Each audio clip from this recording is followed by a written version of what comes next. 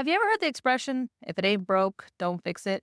That is literally the worst advice that any business owner could ever take. And that's what I want to talk to you about today in this video. I want to talk to you about how not changing your business is pretty much a death knell for your business. In today's video, I want to go ahead and talk to you about why that whole expression, if it ain't broke, don't fix it, is stupid. There's no other way to say it. It's dumb. And why taking a mentality like, if it ain't broke, fix it anyway, is a better mentality. And I'm going to do that by first telling you a story about a research report that I did. It's about an industry that probably has nothing to do with your business at all. But I can pretty much guarantee you've either been to one or seen one. And as I talk about it, you're going to be able to picture the one that you know of, even though I have no idea what you're thinking of. That's part one. Part two is I'm going to give you 5 simple, quick, and easy ways to give your business a quick refresh that even though it ain't broke, it's so easy to fix that it can bring new life to your business. And that's my goal. Today is day 9 of my 30-day YouTube challenge, where I post a video every single day on YouTube. Today's theme is, if it ain't broke, fix it. The story. To kick this off, I am going to tell you a story about a research project I did a few years ago. I was still flight attendant then. This is something that I got to see in person as well as research. And I can't tell you who because of confidentiality reasons. But there was a company in Texas that wanted to open a crystal lagoon. Now, this was not a normal crystal lagoon like you dig a hole and fill it with water and people will come. This was a full multi-use RDE tourist attraction with a huge crystal lagoon. It's going to have retail, dining, entertainment, housing, offices, gyms, security, the whole 9 yards. This was like the best of the best that you could possibly make.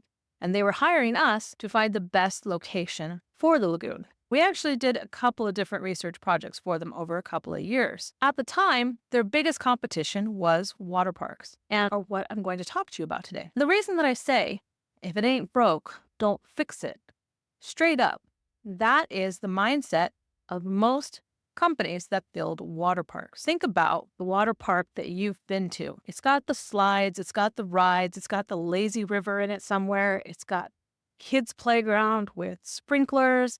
It's got a few restaurants where you can eat, some locker rooms, a shower room, place to change your clothes, got parking. There's chairs throughout the park.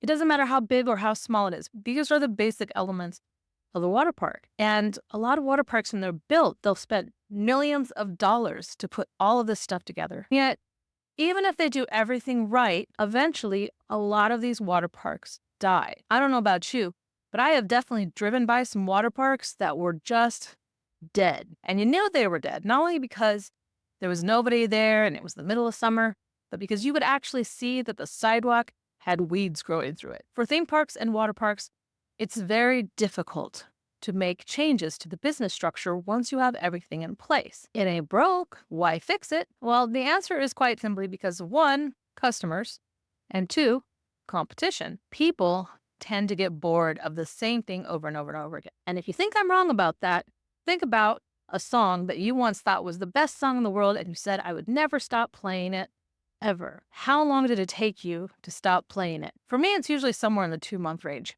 I will play a song that I discover and love for about 2 months, and then after 2 months, I'm like, ugh, I can't listen to that song again. There's a lot of things in this world that we think this is the best, and we participate in it over and over and over again until we get sick of it. And the thought of going back drives us crazy.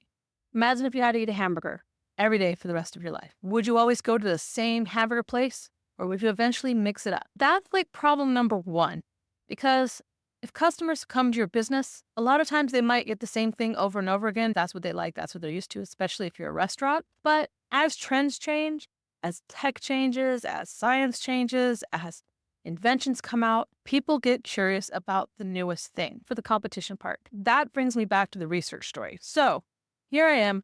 We're doing a research project of competition to Crystal Lagoon in Texas. Now, if you're a water park, a new Crystal Lagoon going up with retail, dining, entertainment, offices, the whole 9 yards, and being set up right next to your business would be a complete nightmare. You would immediately lose customers. That's why I'm saying, if it ain't broke, you need to fix it. Because if somebody in your industry, if a competitor comes and sets up next to you, even if you're online, you would have to compete with them. The more competition you have, the more your business is going to take a hit. If you don't change every time your business gets hit, your business is going to eventually die. Now, in the case of the water parks, because the Crystal Lagoons, we researched pretty much every water park we could find in Texas. But we didn't just research water parks because it's not just water parks that was competition to this particular business. We also researched natural water facilities like rivers and natural crystal springs.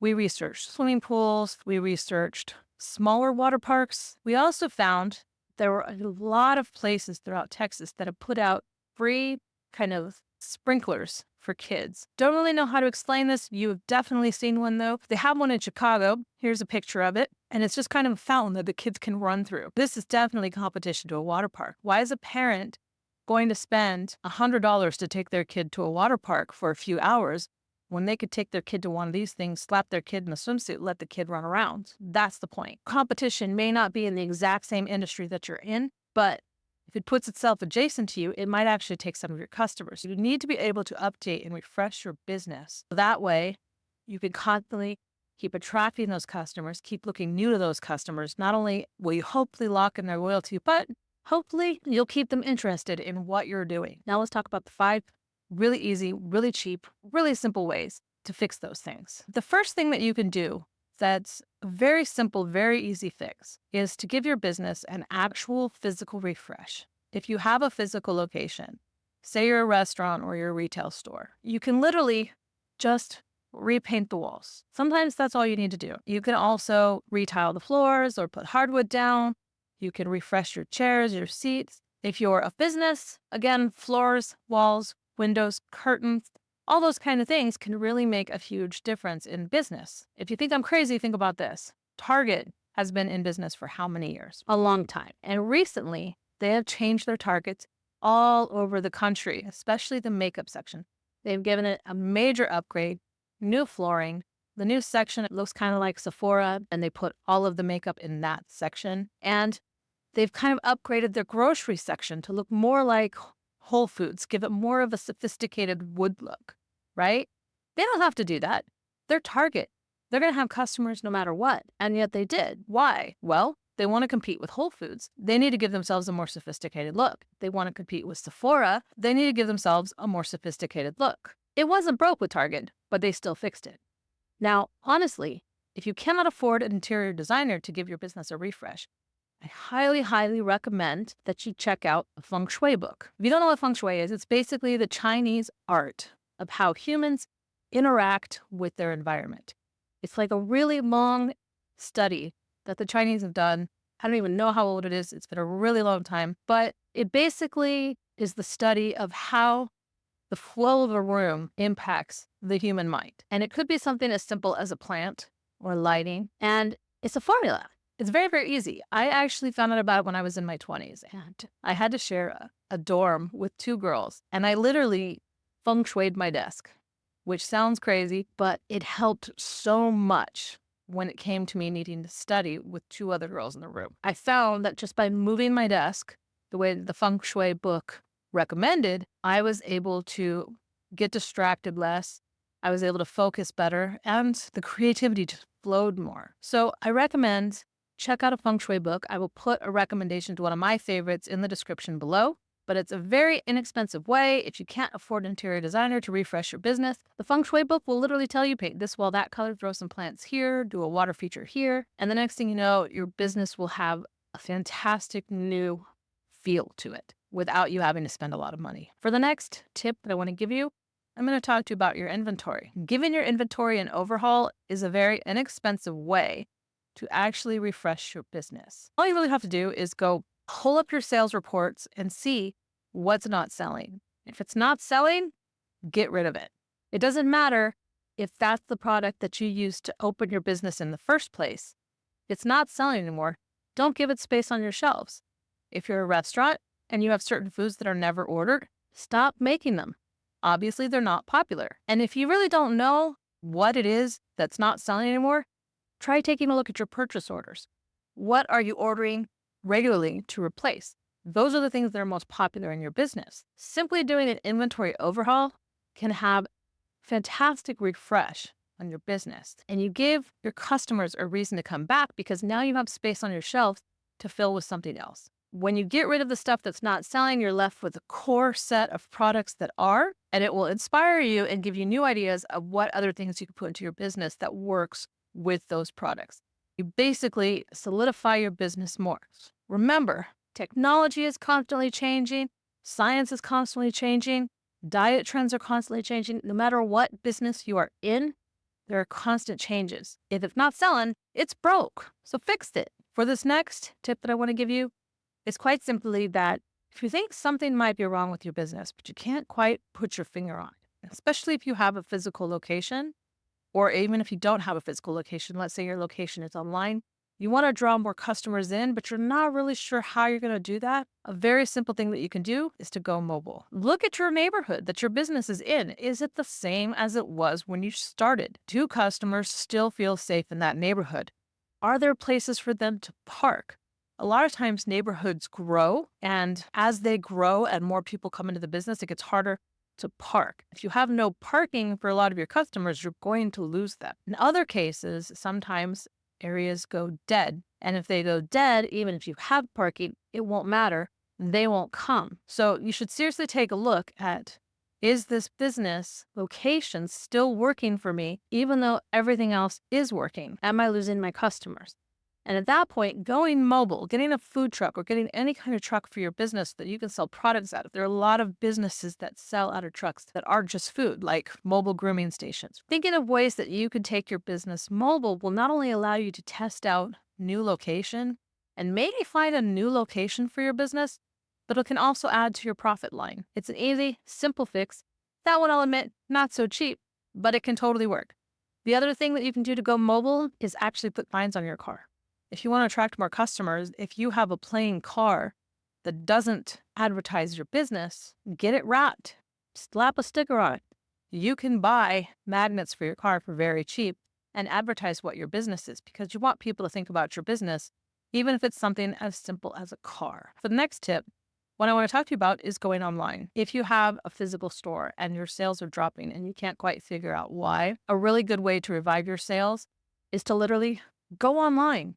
Go online and start selling and see if you can revive things. Try Amazon, try Etsy, try eBay, try Craigslist. Test different areas and see what's selling where. This can also help you turn over your inventory if you are actually looking for other things.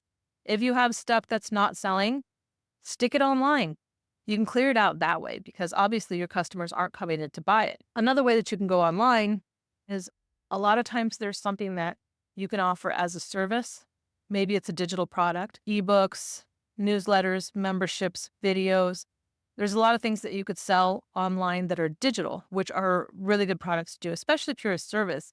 If you're an artist, you can sell your artwork online. You can create a store on your website. Going online allows you to actually expand your business, give it a refresh, and attract new customers from new areas. For the last tip, remember, if it's broke, you want to fix it. I want to challenge you to think outside of the box. A lot of people are so used to just looking at their own industry that they forget to look at the things that are actually competition for them. Remember, the two things you need to worry about if it ain't broke are customers and competition. Who are the competition in your area? Who's the new competition? Who are the people that you don't think are competition but are? Like I said, those little free fountains that the kids can run through are actually really bad competition for water parks. And doing that research project, I was amazed. I found like 50 or 60 of them that had gone up in a 10-year period. The cities were actually having these put in as a way to bring the families back out, especially after COVID. It was crazy and incredibly detrimental to the water parks. The water parks had to actually redesign in a lot of those towns in order to stay fresh and new. They had to figure out new events, new techniques, new methods. new parties, new ways to do things. Another really good example of this that I can give you, my final example, giant wheels. Have you ever seen a giant wheel? If you've been in Chicago, you've seen one on the Navy Pier. I actually did a research project on giant wheels all over the country, all around the world. I know where they all are. I know how fast they go. I know if they're indoor, if they're outdoor, if they're air conditioned. I also know what events they do. Some of the things that these wheels do include things like morning yoga, weddings, receptions, meetings, and happy hours. They'll do all kinds of things depending on the size of the little car that is going around the wheel. Some of the wheels go very fast. Some take a full half hour to go around. Another thing they're doing is gender reveals.